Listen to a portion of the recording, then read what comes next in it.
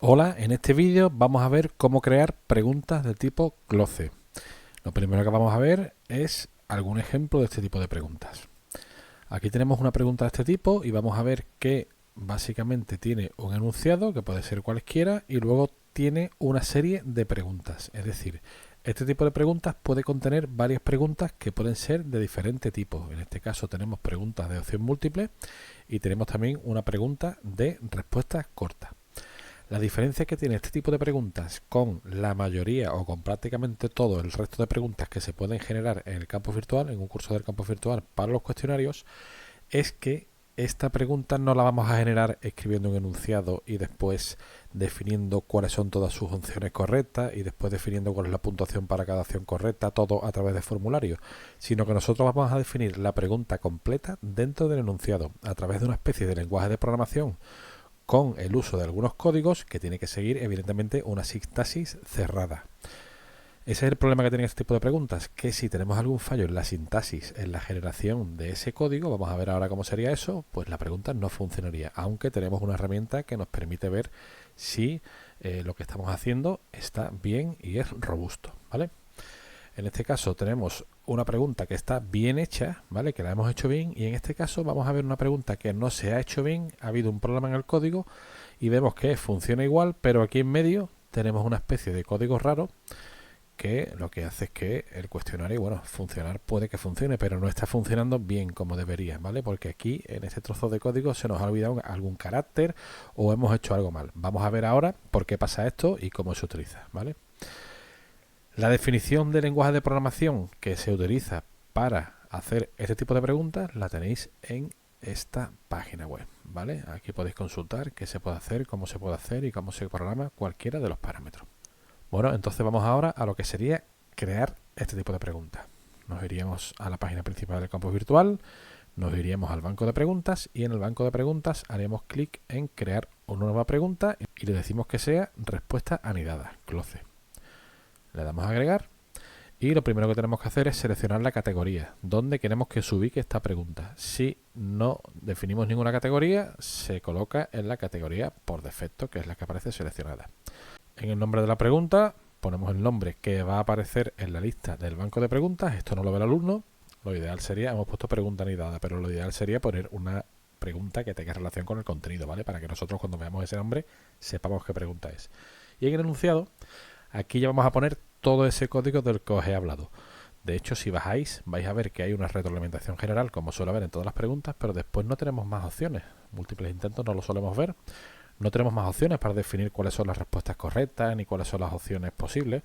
Entonces, aquí lo que tenemos que hacer es definir con ese lenguaje de programación el código que va a generar las preguntas que nosotros queremos. En este caso no lo vamos a teclear a mano, sino que voy a copiar uno que viene ya preparado en un ejemplo que tenemos en esta documentación que os he comentado y que sería este de aquí.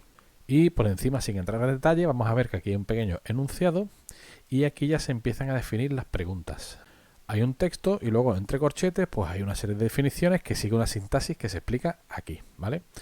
Esta pregunta, trabajar con ella tiene su chicha, tiene su complicación. Entonces tenemos que pensar si nos conviene trabajar con este tipo de preguntas y le vamos a sacar alguna ventaja, o es más sencillo trabajar con los otros tipos de preguntas que son más gráficas y que todos estos parámetros los rellenamos o los sustanciamos a través de los campos de formulario que tenemos más abajo a través de una serie de parámetros que aquí no tenemos, ¿vale? Entonces, si vamos a trabajar con esto, tenemos que tener en cuenta que esto nos puede producir algún dolor de cabeza, ¿vale? Nosotros imaginad que este código no lo hemos copiado, sino que lo hemos generado nosotros, ¿vale? Que ya sabemos cómo se hace y lo hemos generado nosotros. Claro, si se nos olvida un simbolito, o se nos olvida un porcentaje, o se nos olvida una llave, pues podemos tener un problema porque no lo va a reconocer bien el sistema y nos va a pasar esto. Van a haber cosas que no van a funcionar. ¿Cómo me aseguro que lo que estoy haciendo funciona? Pues me voy aquí a este botón de aquí y le digo decodificar y verificar el enunciado de la pregunta. Y ahora tengo aquí que el sistema me reconoce 5 preguntas. Yo realmente he programado 5 preguntas. 1, 2, 3, 4 y 5. Aunque bueno, no conozcamos el código a fondo, pero vamos, aquí hay 5 preguntas definidas y el sistema me las reconoce bien. Y si entro en cada una de ellas, me va a decir cuál es la definición de esa pregunta, cuál es la puntuación por defecto, qué esquema tiene, si van las respuestas o no, cuál es la respuesta, cuál es la calificación, un montón de parámetros. Y todos estos parámetros se están definiendo por defecto o de hecho en el código que estamos generando aquí, ¿vale? Esta es la forma de trabajar. Genero aquí el código, luego compruebo que esté bien. Si tuviera aquí algún fallo, al generar las preguntas no me parecerían 5, me parecerían a lo mejor 4 o 3 y me indicaría qué problema hay y ya tendría que solucionar la mano. Una vez que hubiéramos terminado, le daríamos a guardar cambios. Y obtendríamos pues lo que estamos viendo aquí en caso de que todo sea correcto y lo que estamos viendo aquí, un error de este tipo si tenemos algún problema.